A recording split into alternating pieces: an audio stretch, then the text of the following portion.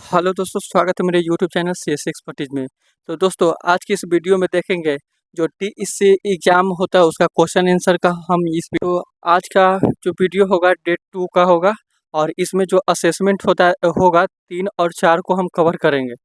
तो वीडियो को शुरू करने से पहले आपसे एक छोटी सी रिक्वेस्ट है। अगर आप हमारे यूट्यूब चैनल पे पहली बार विजिट कर रहे होंगे तो हमारे यूट्यूब चैनल सीएस एक्सपर्टीज को लाइक एंड सब्सक्राइब कर दें और साथ ही साथ नोटिफिकेशन वाले बेल आइकन पे ऑल पे क्लिक कर दें। तो चलिए वीडियो को शुरू करने के लिए यहाँ पे हम देख सकते हैं जो टीईसी एग्ज़ाम का जो क्वेश्चन आंसर होता है हम उसका जो पीडीएफ है यहाँ पे हम ओपन कर लेते हैं। तो चलिए हम कर लिए हैं।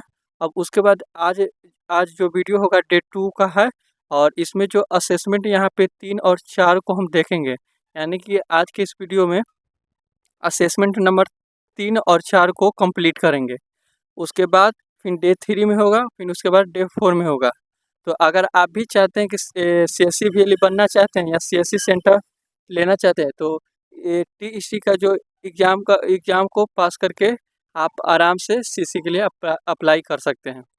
तो चलिए वीडियो को शुरू करते हैं। तो जो हमारा जो फर्स्ट यहाँ पे क्वेश्चन जो होगा यहाँ पे देख सकते हैं, मेरा फर्स्ट क्वेश्चन होगा यहाँ पे देख सकते हैं असेसमेंट नंबर 3 है। और इस यहाँ पे चैप्टर का नाम है आइडेंटिफाइंग बिजनेस अपॉर्चुनिटी। तो यहाँ पे इस तरह से आप लोग देख सकते हैं। तो हमारा ये आज का इस वीडियो में जो फर्स्ट जो क्वेश्चन है यहाँ पे देख सकते हैं। यहाँ हमारा जो फर्स्ट क्वेश्चन है यहाँ पे एक विचार को अनुभूति की सामग्री के रूप में परिभाषित किया गया है।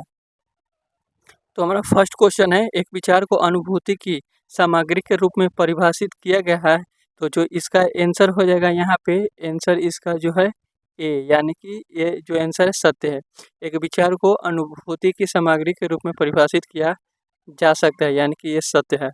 अब उसके बाद यहाँ पे क्वेश्चन नंबर 2 की अगर बात करें तो यहाँ पे आप लोग देख सकते हैं क्या हर विचार एक संभावित अवसर है, यानी कि हर यानी कि हर विचार एक संभावित अवसर है।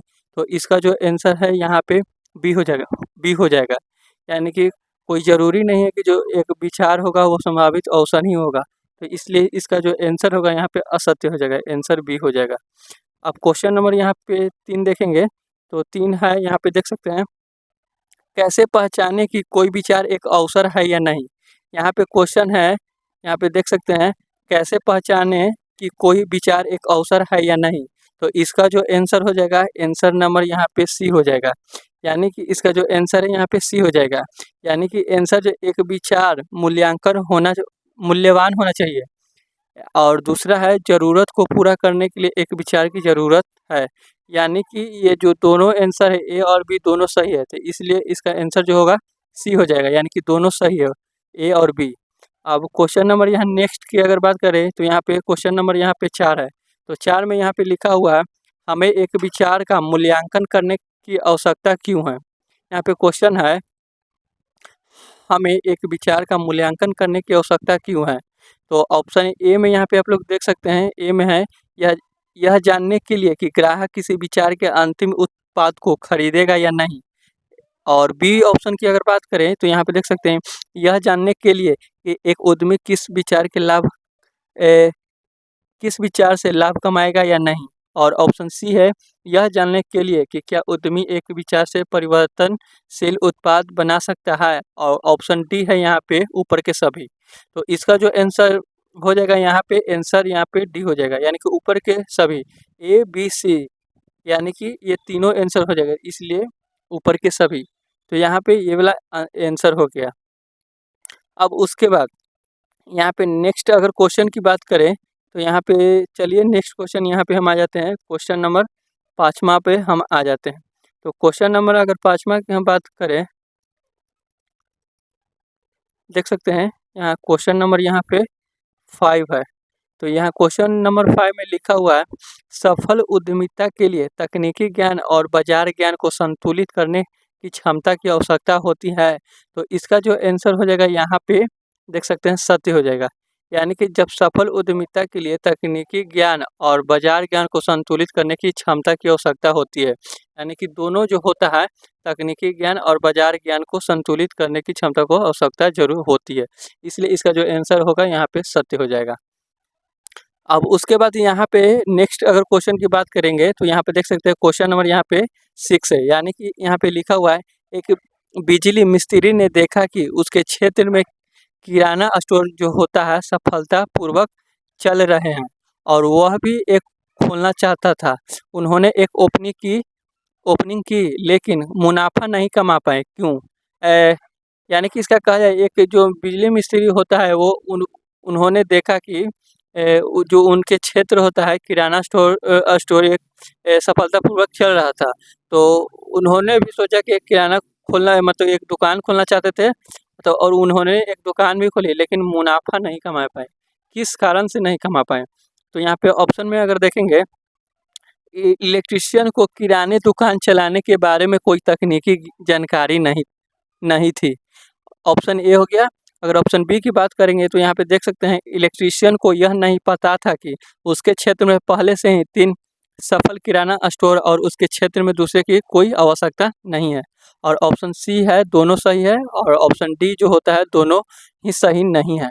तो इसका जो आंसर हो जाएगा यहाँ पे देख सकते हैं दोनों सही है, यानी कि आंसर जो है यहाँ पे ए और बी यानी कि दोनों सही है। यानी कि यहाँ पे देख सकते हैं इलेक्ट्रीशियन को किराने दुकान चलाने के बारे में कोई तकनीकी जानकारी नहीं थी, यानी कि जो दुकान चलाने का उसके पास जो होता है नॉलेज नहीं था। और उसके बाद दूसरे में देखेंगे तो इलेक्ट्रीशियन को यह नहीं पता था कि उसके क्षेत्र में पहले से ही 3 सफल किराना स्टोर है और उसके क्षेत्र में दूसरे की कोई आवश्यकता नहीं है। तो इसलिए इसका आंसर जो हो जाएगा यहाँ पे आंसर सी हो जाएगा, दोनों सही है ए और बी। अगर क्वेश्चन नंबर 7 की अगर यहाँ पे बात करें तो यहाँ पे देख सकते हैं कैश फ्लो उस नकदी के बीच का अंतर है जो प्रवाह में बहती है और नकदी जो बाहर बहती है।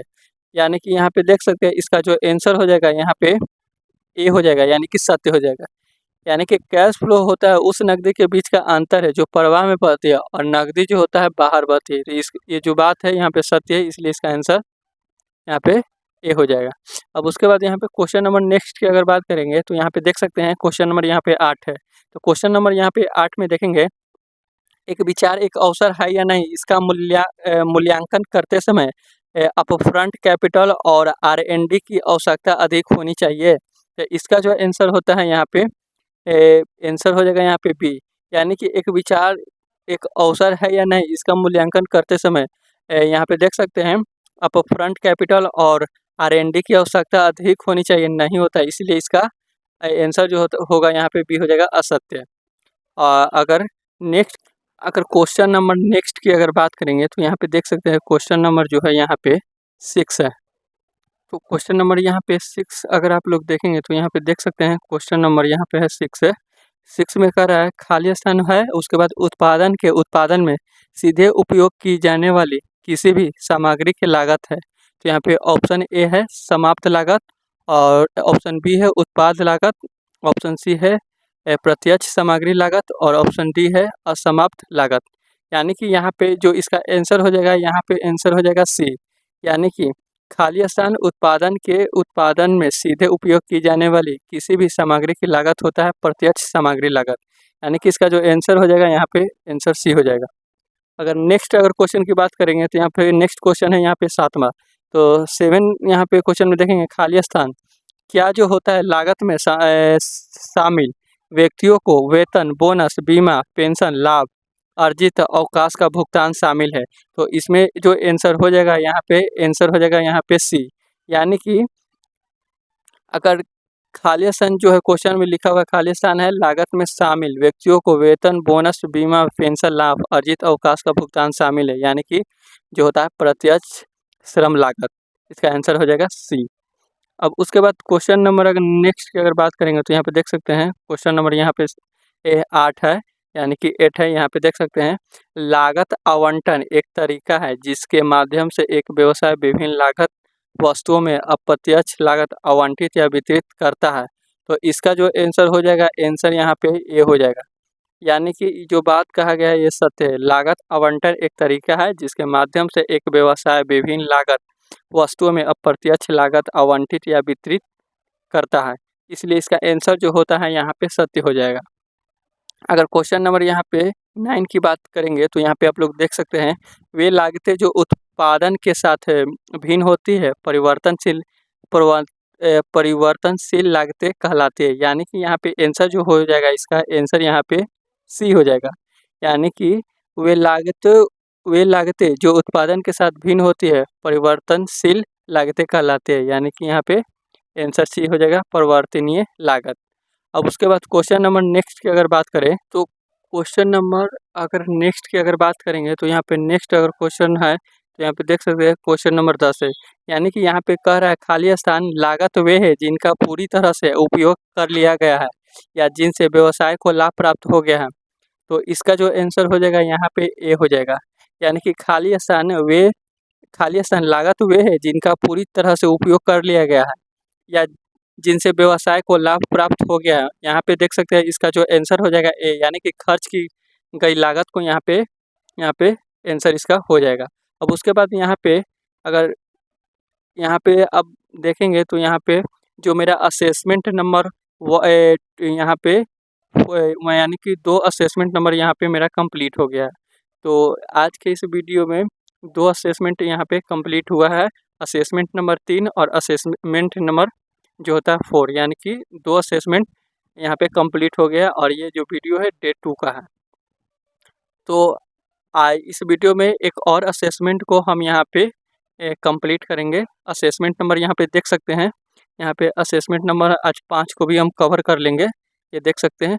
तो चलिए इसको भी हम कवर करते हैं। तो यहाँ पे देख सकते हैं असेसमेंट नंबर जो है यहाँ पे देख सकते हैं, यहाँ पे असेसमेंट नंबर 5 है और यहाँ पे लॉन्ग टर्म ओरिएंटेशन है। तो यहाँ पे आप लोग देख सकते हैं। अब यहाँ पे क्वेश्चन नंबर यहाँ पे असेसमेंट नंबर 5 में लॉन्ग टर्म ओरिएंटेशन में यानी इस चैप्टर का नाम है।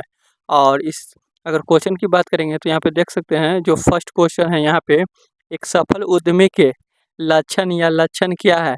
यानी कि एक जो सफल उद्यमी का जो लक्षण क्या है, सर्वोत्तम विकल्प का चयन करें।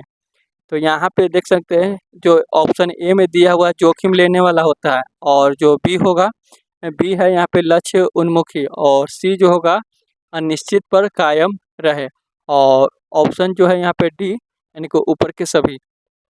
तो एक जो सफल उद्यमी का जो लक्षण होता है वो सर्वोत्तम विकल्प का चयन है। यानी कि ये जो ए और बी सी यानी कि ये तीनों ऑप्शन जो सही है, इसलिए इसका जो आंसर हो जाएगा ऊपर के सभी यानी कि ऑप्शन डी। यहाँ पे इसका जो आंसर डी यहाँ पे सही हो जाएगा। अब उसके बाद यहाँ पे अगर नेक्स्ट अगर क्वेश्चन की बात करेंगे तो यहाँ पे आप लोग देख सकते हो। दोस्तों आज के इस वीडियो में बस इतना ही हम यहाँ पे कंप्लीट किए हैं और आगे की जो यहाँ पे क्वेश्चन आंसर होगा नेक्स्ट वीडियो में होगा। तो इसलिए आज के इस वीडियो में बस इतना ही। अगर आप हमारे टेलीग्राम ग्रुप में नहीं जुड़े हुए होंगे तो आप वीडियो के डिस्क्रिप्शन में वहाँ पे टेलीग्राम का ग्रुप होगा तो उसमें आप ज्वाइन हो जाएंगे। यानी कि इस एग्ज़ाम का जो क्वेश्चन आंसर का जो PDF होगा आपको टेलीग्राम पे ही अवेलेबल होगा, यानी कि मिलेंगे। तो इसलिए वीडियो के डिस्क्रिप्शन में आपको टेलीग्राम ग्रुप का एक लिंक होगा, उस पर क्लिक करके आप जुड़ जाएंगे। उसी पे सारा जो PDF होता है और वीडियो वहाँ पे आपको मिल जाएंगे। और आप अगर वॉच करना चाहते हैं तो हमारे यूट्यूब चैनल CS एक्सपर्टीज पे जाकर आप सर्च कर सकते हैं और उसको अच्छे तरह से देखकर तैयारी कर सकते हैं।